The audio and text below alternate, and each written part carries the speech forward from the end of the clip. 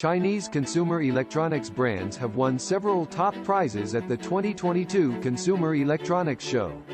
The 2021 to 2022 Global Top Brands Award ceremony was held online Thursday during CES 2022, which was held in Las Vegas from Wednesday to Friday amid another surge of the COVID-19 pandemic. 6 awards were announced, including Top 15 Global Smartphone Brands, Top 10 Global TV Brands, and International Innovation Enterprises Brand Award.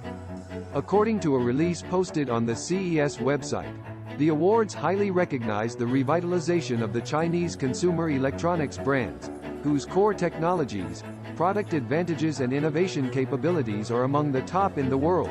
leading the trend of the global consumer electronics industry. 今年呢，我们非常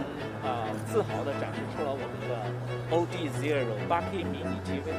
这一款的话呢，是行业业界领先，然后呢，搭配了我们最前沿的技术。我们有这个信心，我们可以给消费者、给参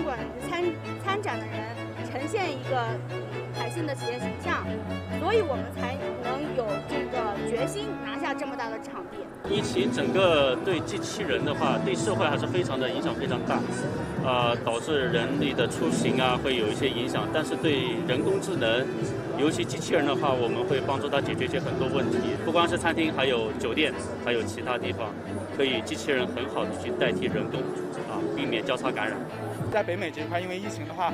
很多这个餐厅以及其他一些这个场所呢，都在流失它的员工，劳动力短缺的情况下呢，很多的餐厅主就会想到了我们这样的机器人的这个产品。其实我们每一台这个设备，每一台机器人，平均可以替代1到2个人的人力。我们可以经过一些统计的话，在使用的这些餐厅当中，我们每台设备基本上平均日工作时长都会在8个小时以上，所以可以看到，就是说这么多的这个餐厅真的很依赖我们的这个服务机器人去完成他们的工作。